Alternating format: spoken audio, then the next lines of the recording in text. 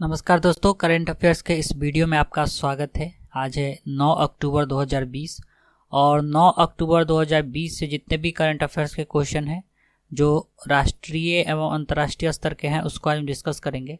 और दोस्तों, इस वीडियो का अगर आप पीडीएफ डाउनलोड करना चाहते हैं तो हमारे टेलीग्राम चैनल से डाउनलोड कर सकते हैं। टेलीग्राम एप्लीकेशन में सर्च कीजिए हमारा बिहार एचबी और चैनल को ज्वाइन कीजिए, वहाँ पे आपको सारे दिन का पीडीएफ मिल जाएगा। और दोस्तों, इस वीडियो के लास्ट में मैंने रिवीजन का 2 प्रश्न रखा है जिसका आंसर आप लोगों को कमेंट बॉक्स में देना है, तो वीडियो लास्ट तक जरूर देखिए। तो चलिए शुरू करते हैं। तो दोस्तों, आज का पहला प्रश्न है, हाल ही में किस राज्य सरकार के द्वारा किसान रथ नामक मोबाइल एप्लीकेशन लॉन्च किया गया है? तो किसान रथ नामक मोबाइल एप्लीकेशन लॉन्च किया गया है असम राज्य सरकार के द्वारा।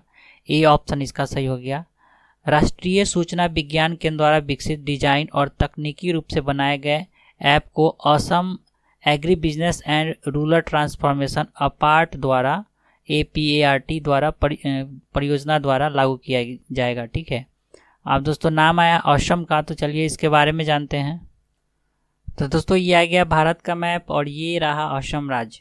असम राज्य का सीमा देखिए पश्चिम बंगाल से सटा हुआ है, मेघालय है, त्रिपुरा है, मिजोरम है, मणिपुर है, नागालैंड है और अरुणाचल प्रदेश है। ठीक है, और अगर अंतर्राष्ट्रीय सीमा का बात किया जाए तो असम का सीमा 2 देश से सटा हुआ है। देखिए ये हो गया भूटान और नीचे से जो यहाँ पे है ये बांग्लादेश है। ठीक है, तो ये क्षेत्र बांग्लादेश का है पूरा, तो भूटान और बांग्लादेश से भी सटा हुआ है।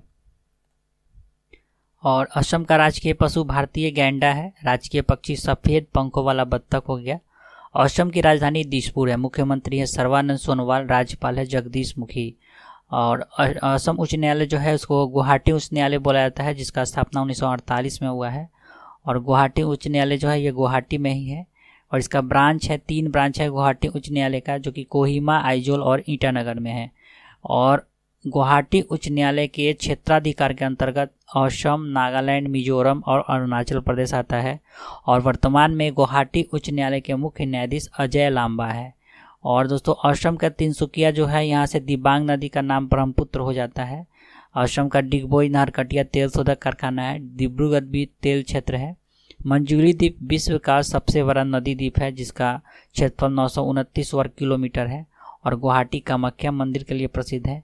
और अगर राष्ट्रीय उद्यान का बात किया जाए तो डिब्रूगढ़ सैकोवा राष्ट्रीय उद्यान, काजीरंगा राष्ट्रीय उद्यान, मानस राष्ट्रीय उद्यान, नामेरी राष्ट्रीय उद्यान और राजीव गांधी ओरंग राष्ट्रीय उद्यान, ये सब जो है असम में है। अगला प्रश्न है दोस्तों, हाल ही में पूर्व क्रिकेटर और भारतीय क्रिकेट टीम के कोच रवि शास्त्री ने पुरुष सौंदर्य और स्वच्छता उत्पाद के लिए कौन सा ब्रांड लॉन्च कर रहे हैं? तो रवि शास्त्री जी के द्वारा एक ब्रांड लॉन्च किया जा रहा है जिसका नाम है 23 यार्ड्स। ठीक है, 23 यार्ड्स, ए ऑप्शन इसका सही हो गया। रवि शास्त्री ने पर्सनल केयर निर्माता company adore multi products limited के साथ भागीदारी की है जो उत्पाद को तैयार करने में मदद करेगा। अगला प्रश्न है, हाल ही में किसे होली सी में भारत के अगले राजदूत के रूप में नियुक्त किया गया है? तो होली सी में भारत के अगले राजदूत के रूप में नियुक्त किए गए हैं जयदीप मजूमदार। ठीक है, डी ऑप्शन इसका सही हो गया।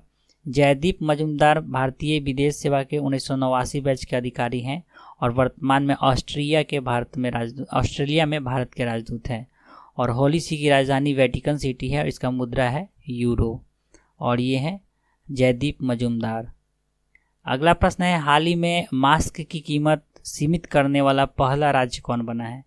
तो मास्क की कीमत सीमित करने वाला पहला राज्य बन गया है महाराष्ट्र। ठीक है, बी ऑप्शन इसका सही हो गया। महाराष्ट्र में मास्क और सैनिटाइजर की कीमत को नियंत्रित करने के लिए नियुक्त समिति ने राज्य को एक रिपोर्ट सौंपी है और सरकार की मंजूरी के बाद मास्क को संशोधित दर पर बेचना अनिवार्य होगा।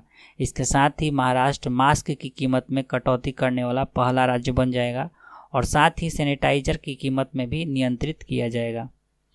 अगला प्रश्न है, हाल ही में किसके द्वारा भारतीय कपास के लिए पहला ब्रांड और लोगो लॉन्च किया गया है? तो भारतीय कपास के लिए पहला ब्रांड और लोगो लॉन्च किया गया है स्मृति ईरानी के द्वारा। डी ऑप्शन इसका सही हो गया।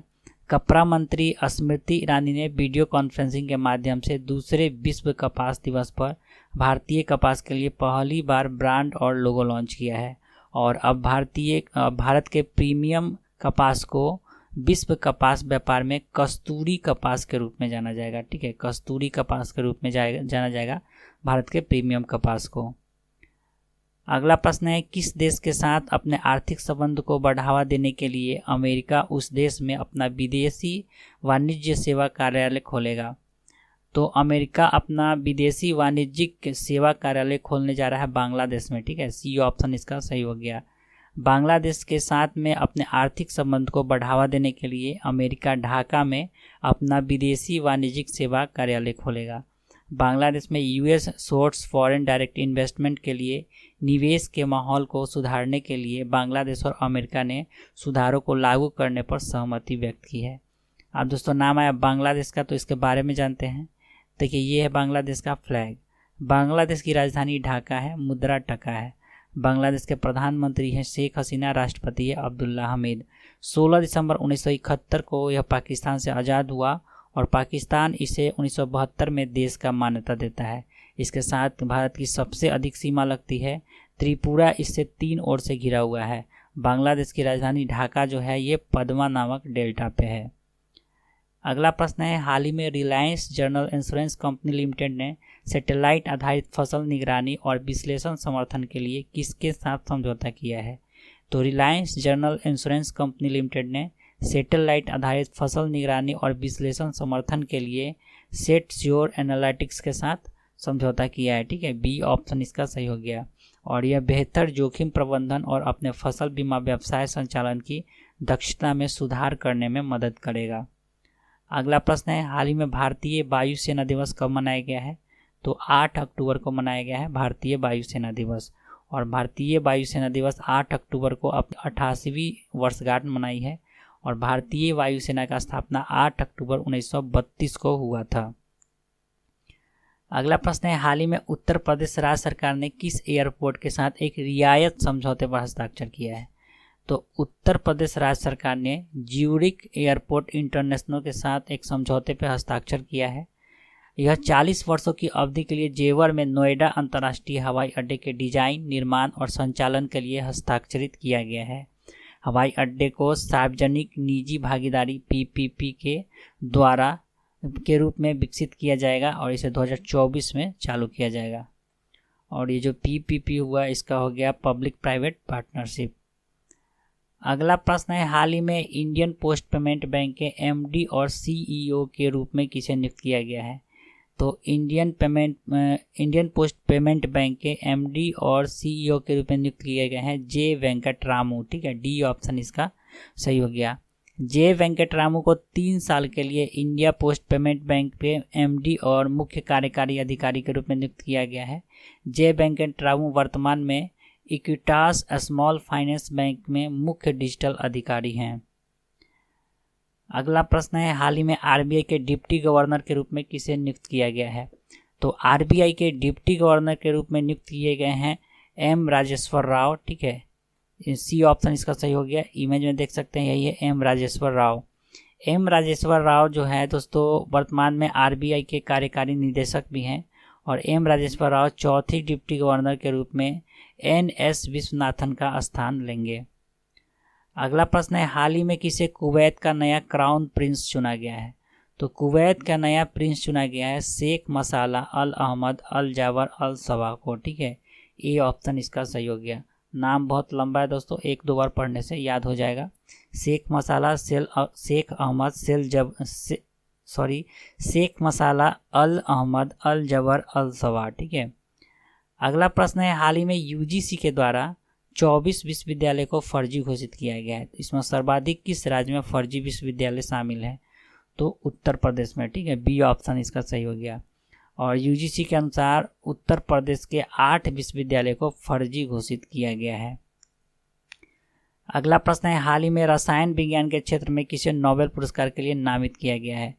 तो रसायन विज्ञान के क्षेत्र में 2 महिलाओं को, ठीक है, ये नोबेल पुरस्कार के लिए नामित किया गया था, चुना गया है। उनका नाम है इमैनुअल चार्पियर और जेनिफर ए डूडना। ठीक है, ए और बी, तो सी ऑप्शन इसका सही हो गया, उपयुक्त दोनों।